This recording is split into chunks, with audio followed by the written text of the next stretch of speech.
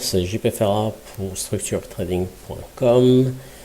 Aujourd'hui, on va faire une petite vidéo pour comprendre les informations que l'on peut trouver sur le site et plus particulièrement la calibration simple et la calibration avec volatilité implicite. Quelles sont les différences et personnellement, qu'est-ce que j'utilise? En cliquant sur calibration simple sur le site internet, on va tomber en fait sur ce tableau où on aura l'indice NQ qui sera évalué de façon nominale et l'indice IS qui sera évalué de la même façon et on pourra les comparer. Donc ce qui nous intéresse, c'est d'avoir le niveau de l'indice, le prix du point et cela pour le NQ et pour le IS. Que l'on réfléchisse en mini ou en micro, pour nous c'est la même chose puisqu'on recherche un ratio. Si on aurait réfléchi avec une valeur de points à 20$ et à 50$ pour le E-mini S&P, c'est pareil, puisque par la suite on aura fait un ratio et cette quantité de 2 contre 3 sera la même. Si on voudrait modéliser, ce que l'on fait, en fait, on observe ce qui se passe sur le MNQ, la valeur de l'indice, la valeur du point. Pareil pour le MES, valeur de l'indice, valeur du point. Et en fait, on voudrait pour équilibrer tout ça, cette différence entre la valeur du point entre les deux, et cette différence de niveau, on aurait besoin donc de 2 contre 3 quantités de IS.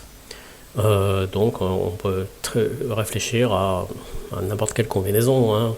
20 micros ici, 30 micros ici, 2 mini ici contre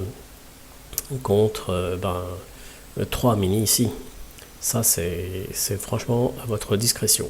Si vous voulez consulter la calibration avec volatilité implicite, vous aurez besoin soit d'un enregistrement sur le site, soit d'une connexion sur le site à travers le login. Et avec cela, on va s'enregistrer, on va faire une démo d'enregistrement et de connexion sur le site. L'enregistrement sur le site se présente comme suit.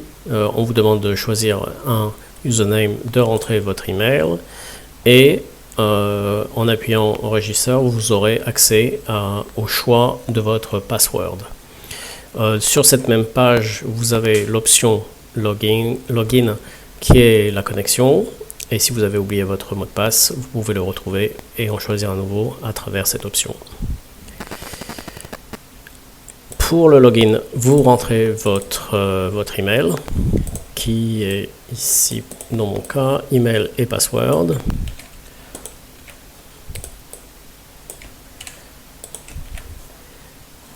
Vous appuyez sur login et vous rentrez directement sur le site et sur la calibration implicite, qui est le but de site. On tombe en fait sur cette page du site internet où on verra quelle est la calibration entre les deux pattes avec une correction de la volatilité implicite. Donc en fait ce qui change avec la calibration simple, si on va sur la page, c'est qu'on a rajouté une colonne. De la volatilité implicite de chaque patte.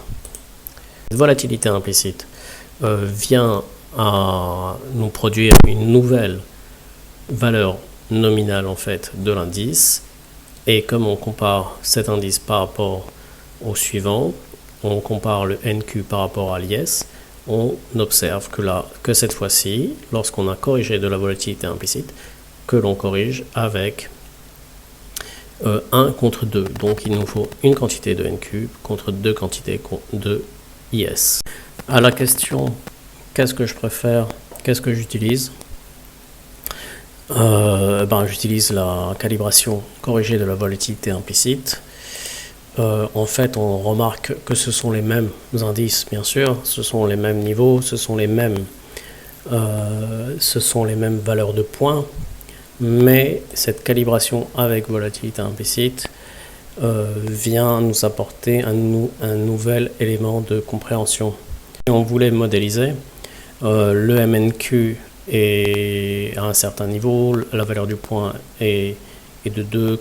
Pareil pour le MES, on a un niveau de MES pardon, avec une valeur de points à 5 $ pour le MES, 16% de volatilité implicite pour le MNQ, 11 pour le MES, et on voit bien qu'il y a une différence de volatilité. Ces mêmes indices vont se comporter d'une manière différente puisqu'ils ont une volatilité différente, ils seront plus ou moins écartés par rapport à leur moyenne. On va prendre en compte tous ces éléments. Dans l'exemple précédent avec la vidéo que l'on a faite avec Loïc, le ratio était de 1. Le ratio était d'une quantité NQ par rapport à une quantité IS. Et en fait, dans l'exemple, on était short du IS, on était moins 1 sur le IS. Et avec le mouvement du marché, on était prêt à... Avec le mouvement du marché, on était prêt à acheter 5 quantités de MNQ. Comme on place les MNQ à différents niveaux,